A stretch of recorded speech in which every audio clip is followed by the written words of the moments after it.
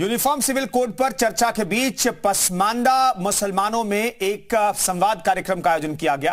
कार्यक्रम में मुस्लिम समुदाय की कई जातियां पहुंची।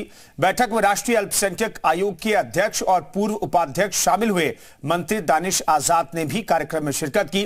कार्यक्रम का आयोजन सहकारिता भवन के सभागार में आयोजित किया गया। यूनिफॉर्म सिविल कोड पर मुसलमानों की सहमति बनाने की कोशिश इसमें की गई।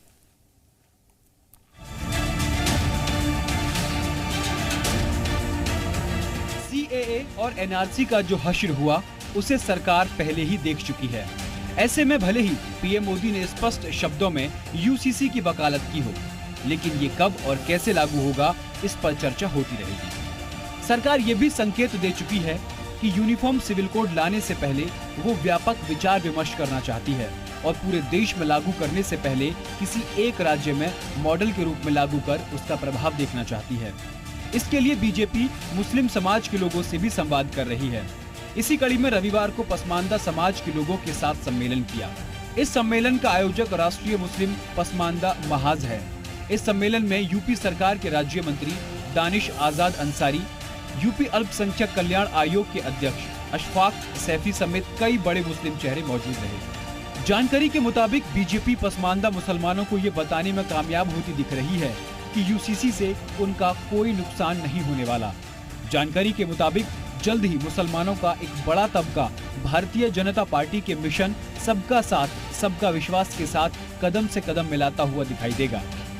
आज हमने कोशिश ये करी है कि इस देश के पसमानदा मुसलमान जो पिछले 75 साल से इस देश के अशराफ मुसलमानों के बंधुआ मजदूरों की तरह उन्होंने जो भी कह दिया, चाहे बाबरी का मामला हो, चाहे शाहबानों का मामला हो, चाहे सीएए का मामला हो, उनको सड़कों पर उतारने की कोशिश करी। आज हम पसमानदा मुसलमानों के बीच में संवाद स्थापित कर ये बताने की कोशिश कर रहे हैं कि हम समस्या का हिस्सा नहीं बल्कि समाधान का हिस्सा बनने की कोशिश करेंगे। साल 2024 लोकसभा चुनाव में यूपी की 80 लोकसभा सीटों पर जीत हासिल करने के लिए बीजेपी 27 जुलाई से पूरे देश में पसमानदा यात्रा शुरू करने वाली है। यात्रा यूपी के गाजियाबाद से शुरू होकर यूपी के सभी मुस्लिम बाहुल्य इलाकों से गुजरेगी, जहां पसमानदा मुसलमानों के साथ संवाद विस्थापित करने का काम किया जाएगा। इसके अलावा ये यात्रा देश के अन्य राज्यों से भी गुजरेगी। ब्यूरो रिपोर्ट, जी मीडिया। तो यूपी का पसमानदा मुसलमान क्यों इतना इंपॉर्टेंट है, ये भी समझ लीजिए। दरअसल किन सीटों पर प्रभाव है, ये हम आपको बताने जा रहे हैं। आबादी कितनी सीटों पर है, गेम चेंजर दरअसल ये आबादी क्यों है।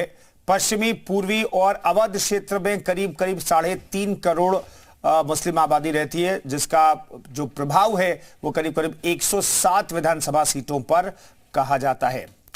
वहीं अब आपको यह भी बताते हैं कि पूरी खबर क्या है और 2024 लोकसभा चुनाव के लिए बीजेपी का प्लान पसमानदा दरअसल क्या है। दरअसल 27 जुलाई से पूरे देश में बीजेपी की पसमानदा यात्रा निकलने वाली है। पसमानदा मुस्लिमों को अपने पाले में लाने की कवायद बीजेपी करने वाली है। यूपी के मुस्लिमों में 85% आबादी पसमानदा मुस्लिमों की है। पिछड़ी मुस्लिम जातियां पसमानदा कहलाती हैं। बीजेपी सोशल इंजीनियरिंग के नए प्रयोग में जुटी है। 2024 के लिए पिछड़े मुस्लिमों पर बीजेपी की दरअसल नजर है।